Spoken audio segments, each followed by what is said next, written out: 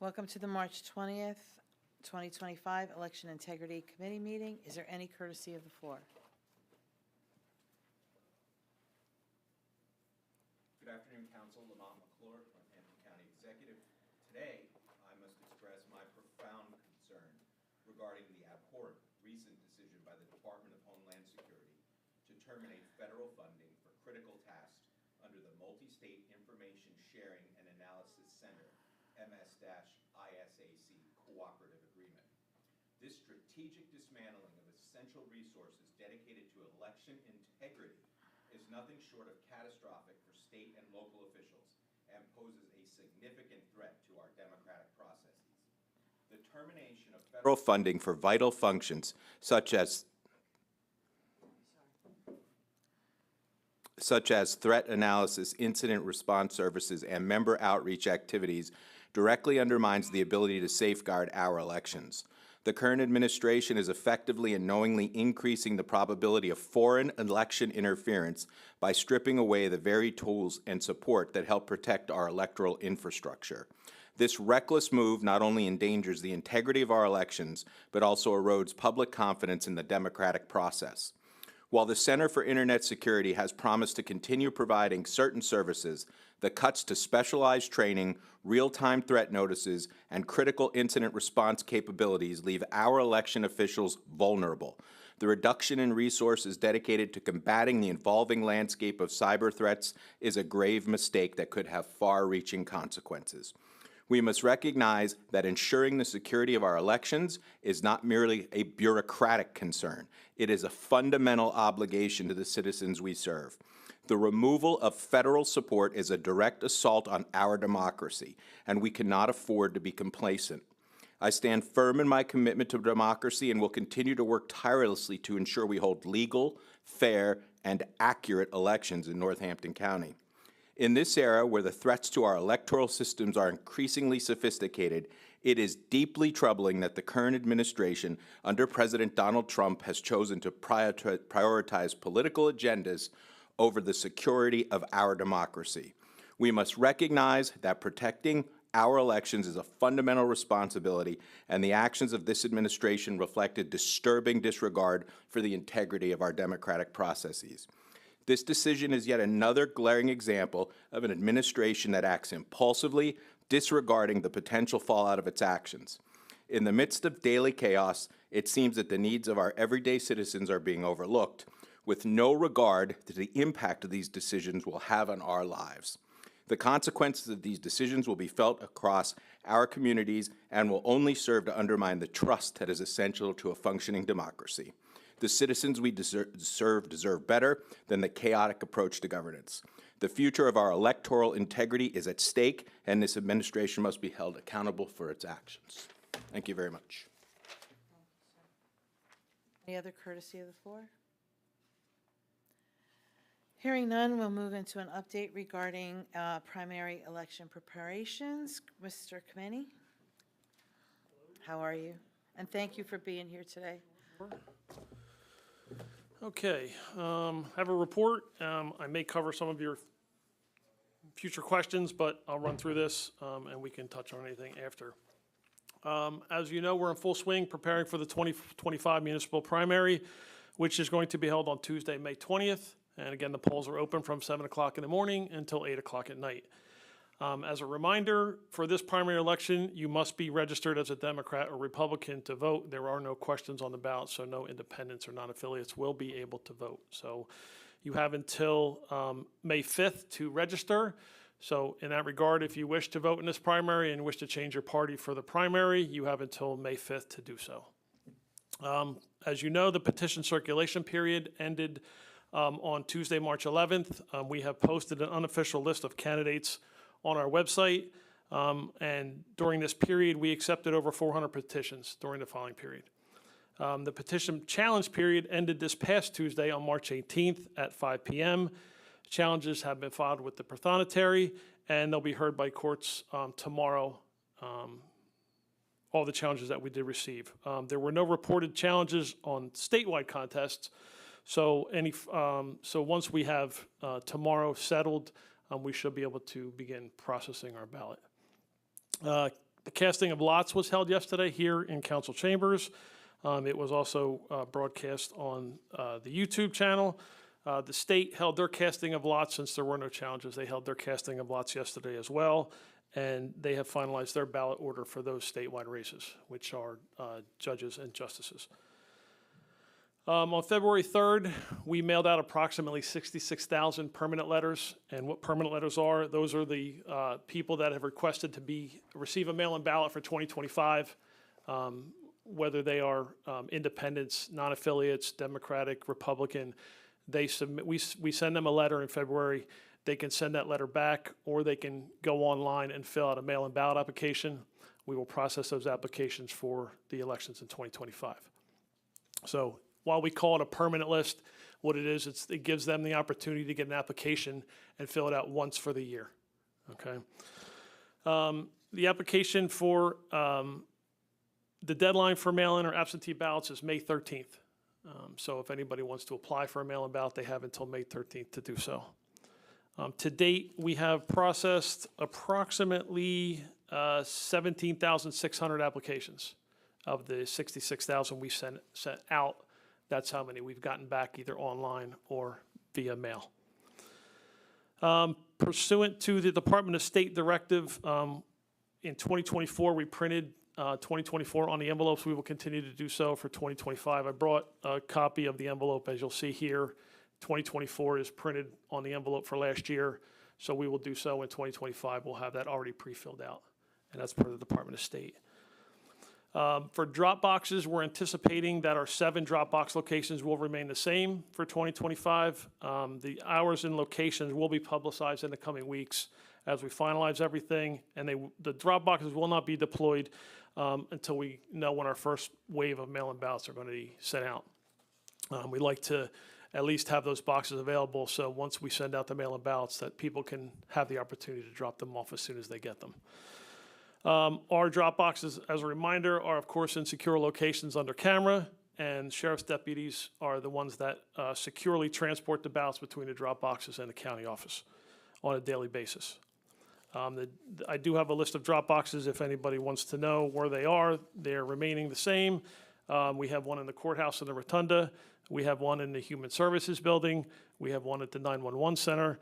We have one in Bethlehem City Hall, the East Allen Municipal Building, the Washington Township Municipal Building, and of course the Fowler Center, Northampton College in the South Side.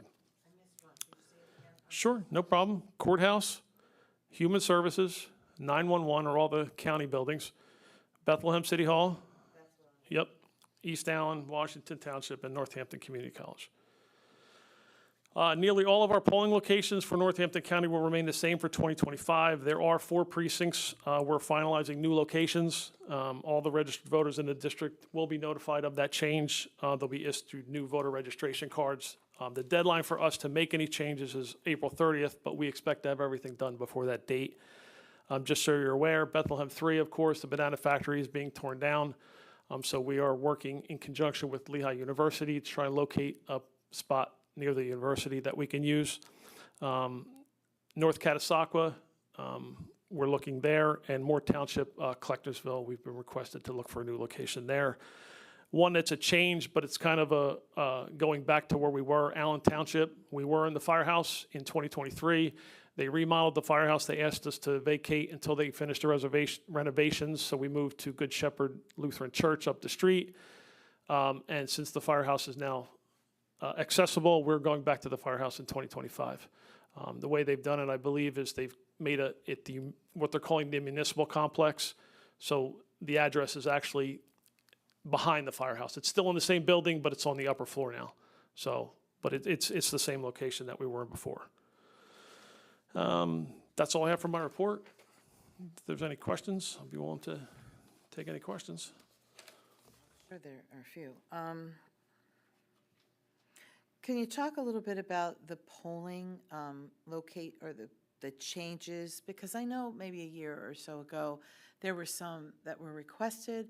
I don't know if they got finalized by the election board or not. And then you're mentioning, obviously, these are logistics problems that you're addressing now, but can you speak a little bit to what gets considered or why? Sure. or- We have a number of polling places. We have 154 precincts in a regular election. In this election, we'll have 157 because of split school districts. If you're not aware of that, we have Lower Mount Bethel, split district for Easton. Palmer is a split district with Nazareth, and we have a new one this year by court order. Williams Township Upper is splitting their school district into Region 2 and Region 3 in Wilson. Okay, so that's a new one we're adding. We had to do that starting this year. So when we have these polling locations, we go out, we use them. We try to find locations that are, of course, ADA accessible.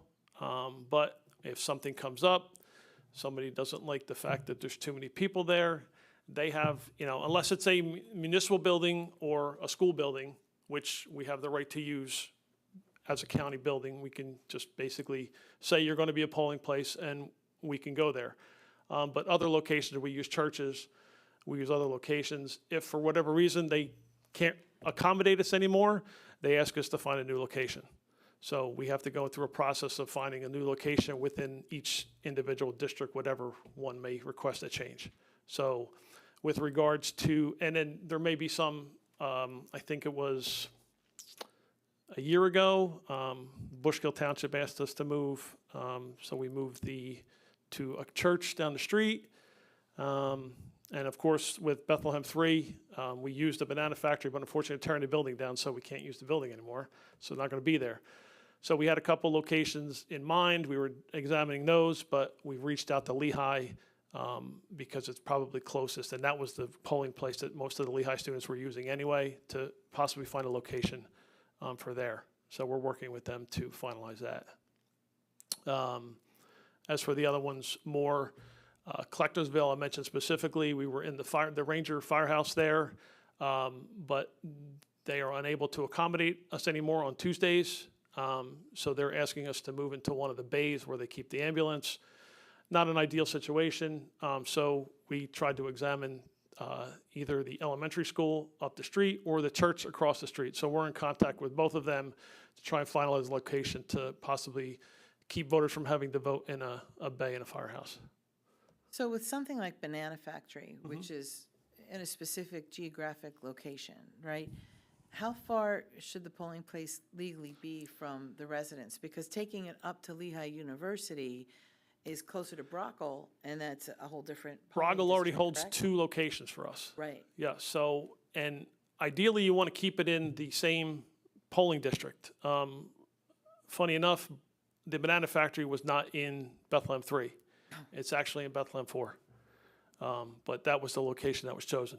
That was before I got here. But so it's ideally you would like to keep it in the same location, but if there's, take for example North Caddy. North Caddy, there's not much in North Caddy to find polling places, unfortunately. So you're kind of limited. So you have to do your best to, if you can't find something in there, you have to find something in an adjacent precinct.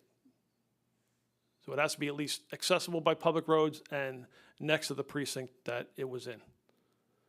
And are those constituents already informed that they will be getting a new one, but they don't know? They or will, you're gonna wait? we will send it out. As soon as it gets changed, we will send it out. So they'll be aware of it before the election. The ones at Allen have already been notified. The ones that we moved back to the firehouse, we've already sent those cards out.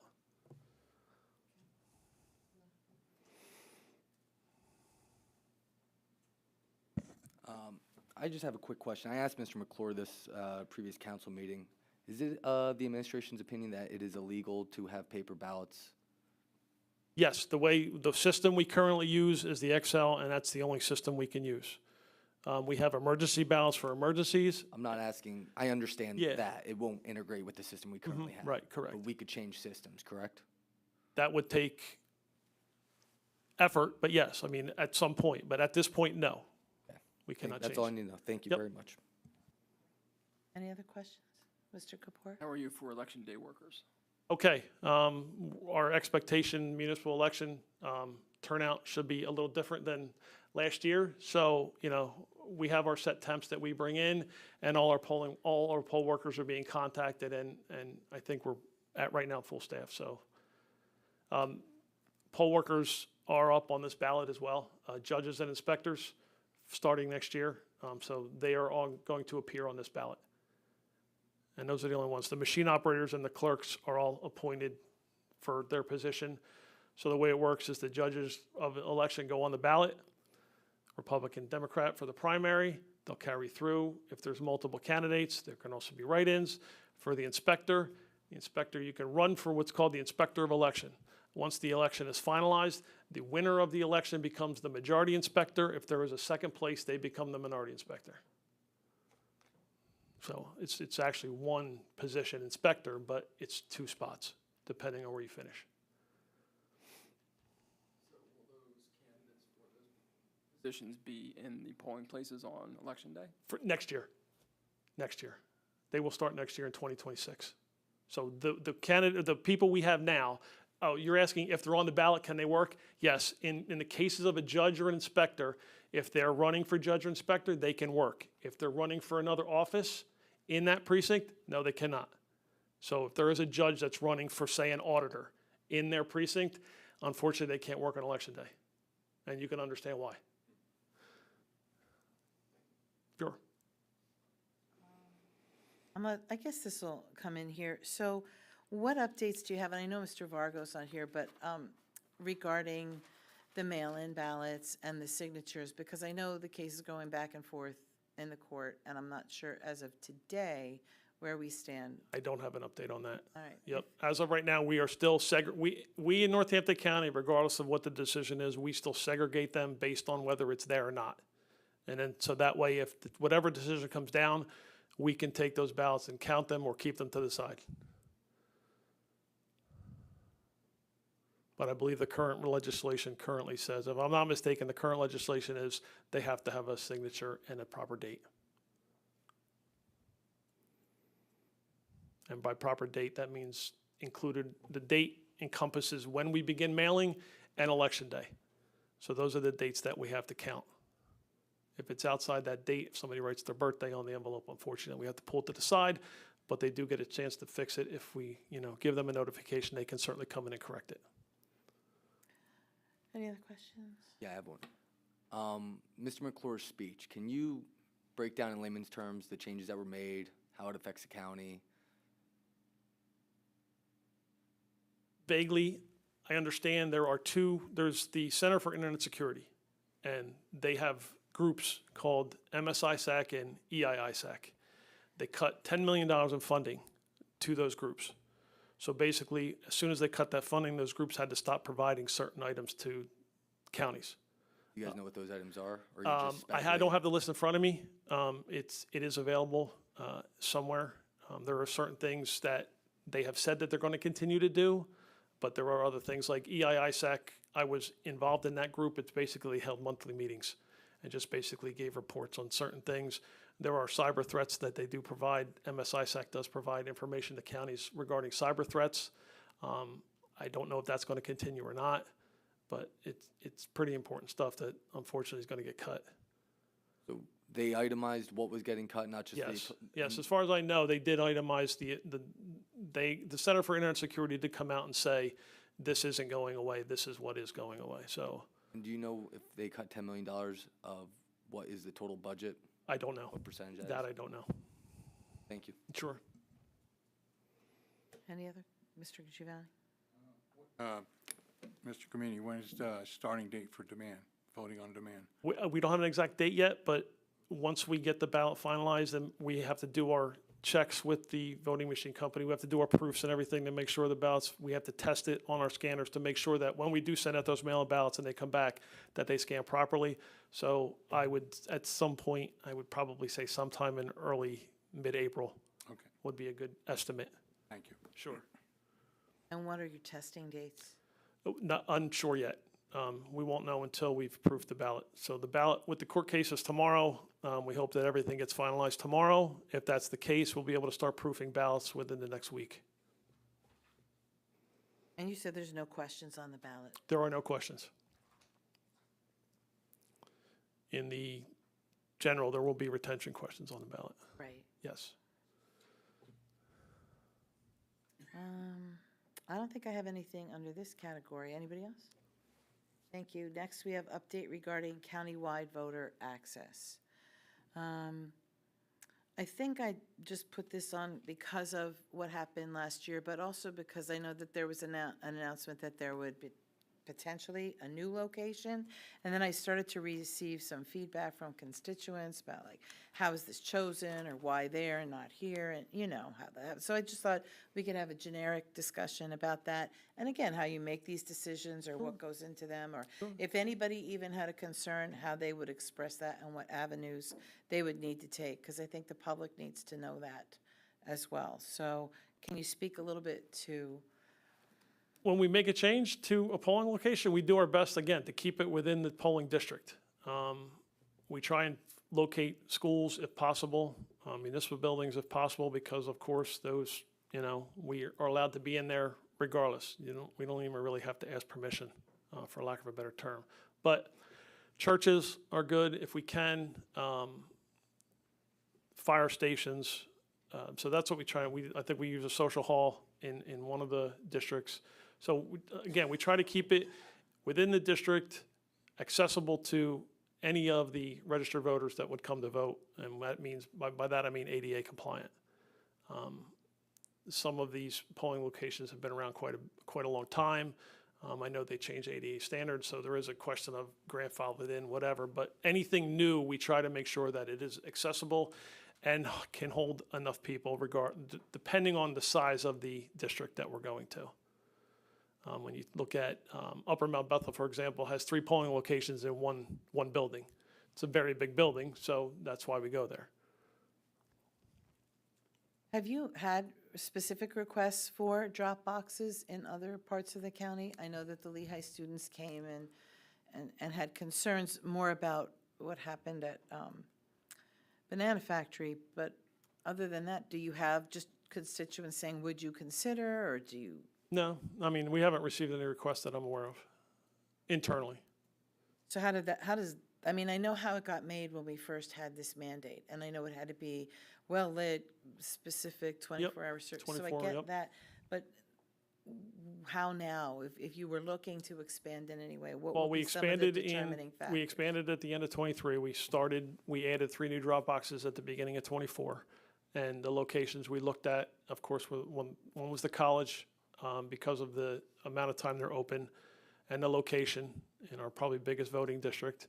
And we looked at the upper tier being East Allen on that side and Washington Township. Before we did Washington Township, I can't recall where we went first, but we went somewhere. It was either, it might have even been Bangor, but unfortunately their location did not have a camera. So that pretty much eliminated them right off the bat. So that's probably a key thing. They would need to be a location inside, under 24/7 camera, and accessible. So those are the 3 key items we would look for when we're placing a drop box. But right now we have 7. If we added any more, that would be a question for the commission, whether they wanted to spend the money to buy more. So we only have 7 right now. And how are we positioned with equipment? And, we still get funding, correct? We still have access from our state for funding for election Yes, but that, protection, et cetera? it can only be used again for specific items. So when you're talking about whatever it may be, voting machines, that money cannot be used to purchase voting machines specifically. But if you needed a scanner, or Correct. you needed Yes. processing Yes, equipment? because that's a different, that's for securing, that's like basically a security item, because that, how you count the ballots.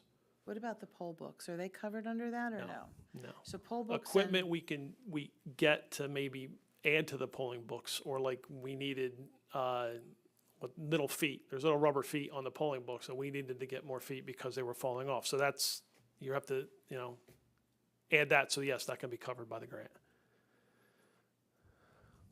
So how are we set for equipment? I mean, because obviously we bought these machines for so long, and it's not like but they do break, or they do go malfunction. So what's your plan in your department to keep them upgraded, or additions, We have or periodic maintenance replacements? scheduled every 2 years.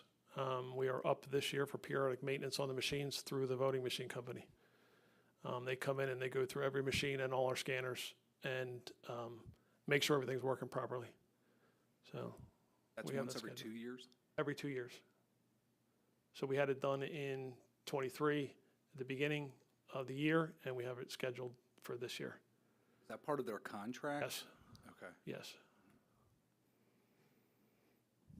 But as far as amount of machines we have, what we have 320 machines, and it can cover and leave us spares to dispense if we have to, as was the case in November. This one we won't probably, we released 315, I believe, in the presidential. We had something, well, we had 310, and we had 10 in reserve. We probably will have more in reserve because we won't need as many for the municipal because the turnout won't be as great. So again, we make our adjustments based on voter turnout. We look at history, the amount of elections. We look back for this one. We've looked back at every municipal election from 2017. So 17, 19, 21, and 23. We've taken those numbers. We've come up with an average of turnout for those 4 years, and we're basing our machines on that average. And how do you factor in the mail-in? So that, because that seems to be pretty regular and consistent and expected now, which is kind of a good thing. People seem to prefer that, but So I have. I always hear the panics, like Sure. everybody goes, oh my God, I didn't get my ballot yet. Am I going to get it? And it's like, So I have some numbers. Oh. So in 2017, 2019, which was before mail-in ballots, we had, and I'm basing this on registration numbers for Republicans and Democrats only, because that's who can vote in the primary election. So in 2017, we had 163,000 registered voters. In 2019, we had 167,000. And for both elections, it was about a 14% turnout overall for a municipal election. In 2021, we had 176,754. The overall turnout was about 26%. In person was 17, mail-in was 9%. That was pretty much the first year after mail-in started. Turnout for 2023, we had 175,000 approximately the registered voters, 24% turnout overall, 14% in person, and 10% mail-in. For this election, we have 180,500 registered voters, so we can base the turnout. Pretty much we can come up with a number on what our expected turnout could be based on that number, based on the percentages we've seen in the past. So, any other questions? It's been talked briefly about potentially expanding on-demand voting in other parts of Northampton County. Can you take us through what that may look like, or the processes that would get us to a place where we could have potentially another location? So the thought right now, the process right now, as Mr. McClure had mentioned at an election commission meeting, is to place a satellite office at Lehigh. That probably won't be until November and will not be for the primary. So basically what that entails is, and I like to clear it up because people call it early voting. And it's not early voting, it's on-demand balloting. It's literally filling out a mail-in ballot and handing it in over the counter. That's exactly what you're doing. You're not, like early voting in other states, you actually have a machine there, you can go in, you can vote, and they will process your vote right then and there and tally. They won't report the tally, but they can count your votes that way. So in our process, it's called on-demand. You fill out a mail-in ballot, you hand it in, and we process it just like any other mail-in ballot. We print you a label, we hand you the ballot and the envelope. You put your ballot in the secrecy envelope, you put the secrecy envelope in the mail-in ballot envelope, you seal it up, and we put it in our ballot room, and it gets counted and processed on election day. Okay, what I mean by counted is once you hand in your mail-in ballot, it comes into the office, it gets scanned in, your vote gets counted right then and there. You have voted on the election. We will process that vote on election day because, as you know, we're not allowed to open anything until 7 o'clock in the morning on election day. So that's when we actually count the ballot. So your vote counts, and we'll count the ballot on election day. As far as the setup for Lehigh, it's still in the process of what we would need, how we're going to work it, because it becomes a logistical issue with where it's at, how secure is it, who's there, do we need deputies there to collect these ballots and bring them back to the office. You know, are you there every day? Do you have the staff to do it every day? So it's a process that we're working through, and we'll hopefully be ready for November. I believe, and I'll mention out of hand, I'll mention that the Secretary of State has mentioned that during his budget address, I believe that they're trying to look at possibly changing how we handle on-demand balloting because, as you know, as you saw in November, we had 7,000 people come through our office to do on-demand balloting. And it is a burden in our office to do that. reasons why I asked. In every county, it's a burden to do, the way we do on-demand balloting with the amount of people and the popularity it has become, it is a burden on the county because it takes a while to process each and every one of those ballots, how we do it.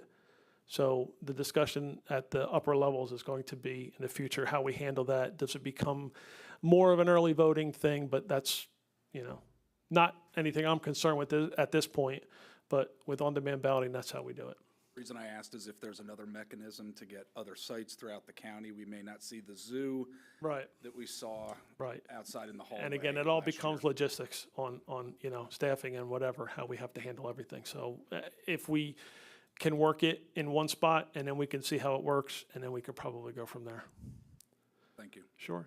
Are there any best practices available from other states that may already be doing this, that we're aware of? I mean, I'm not. Yeah, no. I know you don't I'm stay awake at night. Yeah. But Worrying about we what were other people talking do? about this week when we were out in Harrisburg, because it doesn't seem like the legislature's ready to quite move on this, but I think there's some cards to be traded out there, and so then they might consider this. So I just wondered if any research has been done from other election commissioners. Nothing that I've looked up, no, not that I've looked into at this point. Because other states do this already. Yes. Any other questions for anyone? Or any other topics that I didn't put on the agenda?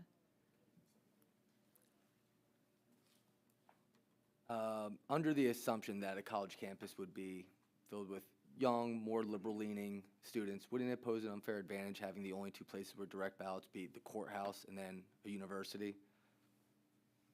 It would not just serve the college, though. I mean, But it would be at the center of where all the college students are. And I'm listening. Sure. I guess the argument going forward is how do we make elections more and more and more and more convenient? And we've made a lot of changes to how we elect people in this country and how we do elections. We've also had a lot of issues since we've started making major changes. It seems like we keep going down this road. You know, my next question is, are we, as you are the director of elections, do you think that the elections are more secure after all these changes, the same or less secure? I think it's more secure, especially with the systems we had in place before they made all these changes with canceling this stuff, that they just, you know, So when canceled we the have- budget. When we have ballots out of the hands of authorities and in the ether, and then they're disconnected from us and all of a sudden they appear back, we think that's more secure? I'm not sure I understand that. So if comment. I mail out a ballot, Mm-hmm. and then that ballot comes back marked, how do I know who filled out that ballot? Again, when we get a ballot back, it has a barcode on it. That barcode is attached to a correspondence number that pertains to that voter, How do we know that voter filled out that ballot? We didn't see it. right? But how do we know? I'm just bringing these questions up because Mr. McClure had a big intro to this meeting about election security. Mm-hmm. And I think we're going to open up another direct ballot office at Bethlehem. Yeah, sure, that seems like a great idea. If you happen to have the same political beliefs as everybody, or the majority of people that go to that university. And it's not a wild statement to make. Don't we see the hypocrisy here? And not to mention the big stance about the elections office need to be held in the county seat. You know, now we're taking an elections office and we're opening it in Bethlehem. And we're having direct ballots in Bethlehem. It just seems contradictory to everything that's been said. You know, I'm about fairness and security. I don't think we're more secure when we mail out tens of thousands of ballots and just hope that the people that we mailed them to are the ones that filled them out and that nobody takes advantage But is of that this just, system. can I make a counterpoint? Yes, There are a number of states that all they do is mail-in balloting. I understand that. And there's a number of states that have tens of millions more people than us, and they get their voting and elections done in a day. Right. 2020, it took us 9 days, 11 days. 2024, we got it done the day. It's like there's no consistency here. I'm not understanding how this stuff's working, but people are telling me that everything is fine, not to ask questions about it. I wasn't here in 2020, but I do believe And I'm- Northampton, obviously, I'm not no, throwing but you under the Northampton bus. County, I believe, finished in one day. I've always complimented Northampton County's elections. I think we are above the curve as far as how we do things. We And I think try. You're doing a good job. Thank you. I just think that it would be an unfair advantage if we have 2 direct ballot offices. One is at Lehigh University. And again, I don't think this, I mean, this is not, that's not a decision for the elections office. That is a decision for the election commission. I'm assuming the county would have to appropriate funds as well. I would assume so, but I mean, the commission, I think, ultimately has to make that decision. Well, I wanted to just share my piece, Sure, my absolutely. opinion on it. I Yep. appreciate your time. One of the concerns that the Lehigh students had was they couldn't get a mail-in ballot. So putting that there would not serve them because they won't have a mail-in ballot. But that to was drop in. misinformation, unfortunately. Okay. They are allowed to get a mail-in ballot. All they have to do is apply and show an ID. I think that was That's the it. I pitfall, mean, they right? have to provide some type, they can give their last four of their social or an ID. Because again, there are college students that don't live in Pennsylvania, so you don't have a Pennsylvania driver's license. But your last four of your social security number is a valid check that we run on every single application that comes through the door. So you have to have a social security number or a Pennsylvania driver's license. We can have both. You can have one or the other. And the checks that we run an application through, once we put it into the system, either approve or deny that application. Thank you. Sure. So they can get mail-in applications. That- Absolutely. So if you have the last 4 digits, but you're an out-of-state resident, you can vote in Northampton County? College student, yes. Okay, so You have to have an If address. You live still in a have to different- register in the county. So they are registered at the college. They are registered at their college address. So they are registered in Northampton County, and they can apply for a mail-in ballot using one of those two items. how do the states cross-reference who's registered where? That would be, I believe there is a system in place. I'm not sure if they still use it, but there was an ERIC system in place that was able to confirm that as well. I know that a lot of times states don't communicate as perfectly well with each other as they do And in that the there, state. and if, again, if you want to commit voter fraud, good luck to you if you get caught. That's the simplest way to put it. It's the same thing with people that you're saying that are illegal, that are voting. You are attesting that you are a citizen of the United States. The first question you get asked on the voter registration form. So if you want to attest that and face the probability that if you get caught, you're going to get a $250,000 fine and possibly deported, good luck. I wish I had the same faith in humanity as you have. I have to. We don't have any voter fraud going on here in Northampton County, correct? Not that I'm aware of. I mean, we haven't had any issues, and these are the questions they get asked and they get processed. So if anything comes up, then it gets taken up a level. We live in a world where you have a lot of working families who are busy with their kids. I'm one of them, consistently driving kids all over the place. You have working folks who are working sometimes 2 and 3 jobs at a time. And in terms of this space and what we do from an election standpoint, making access or providing that access more readily to folks too, and the fact that we don't have rampant or any voter fraud, the fact that, Mr. Committee, you just said that we also have some of the most secure elections that you've seen here in this county.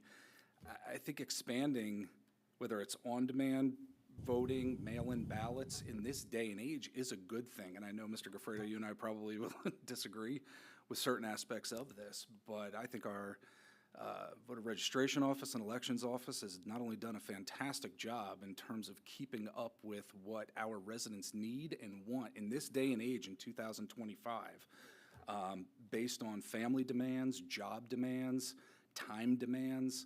I think we're doing a pretty good job. I think the elections office is doing a good job, and I'm going to be here to advocate for us to expand voting in various ways other than just going to the poll, when at times it's very difficult for folks. So, And I'll just respond by saying we probably have disagreements, but I think we also have agreements. I think, I'm elated to see percentages of voting, people that are voting going up every year. I think it's great that we're getting more and more people engaged. maybe because they're angry, it might not be the best thing, but either way, people are voting, which is great.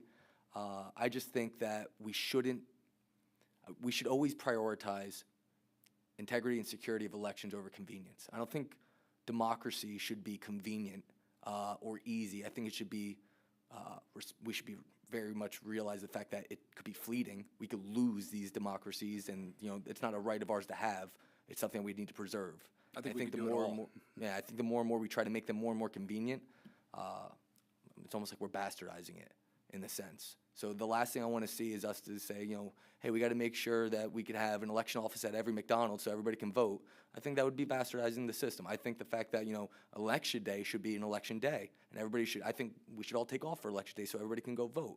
I think that would be a great way to look at it, I instead would of having love a national month-long holiday. process. I'd love a national I holiday think it's for just, voting. we need to open the Overton window of the election conversation, because unfortunately, I don't think elections have gotten better, not in Northampton County. I think in Northampton County, considering the circumstances, we are doing very well. But nobody can disagree that, aside from 2004, whenever we had the hanging chads, we've never had more issues with elections since 2020. And I think it's no coincidence that we also had a lot of election law changes during that time as well. So I'm very concerned about elections.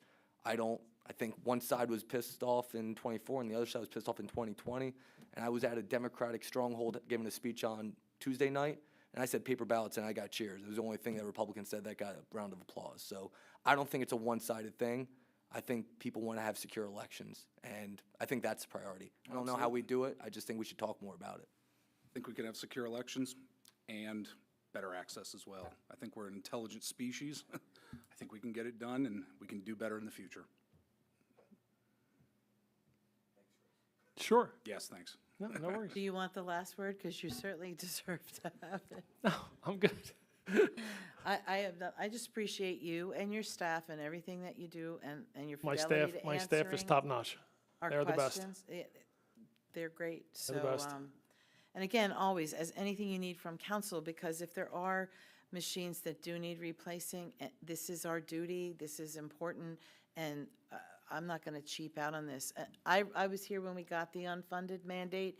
It was not fun. It was hurry up and get it done, and it was as a result of somebody suing. And so it wasn't the county said, oh, we don't like this. We were all forced to do this across the state like that with no refunds. And so I think, again, this county did a great job. The people that were involved at that time, that lady in the back who always hides, was part of it, and she did a great job for us, as well as her your predecessor. It was a rough time, and I think we've come further, and I appreciate that the state has committed funds to keep it going, but you've got to let us know whatever you need. Yep. And, I just hope that it's not limited to Lehigh University, because I realize that they came and they made a voice, but there are other constituents that have some concerns. So that's why whatever mechanism they need to use to come and say, well, we need it here and here's why, let's make it available.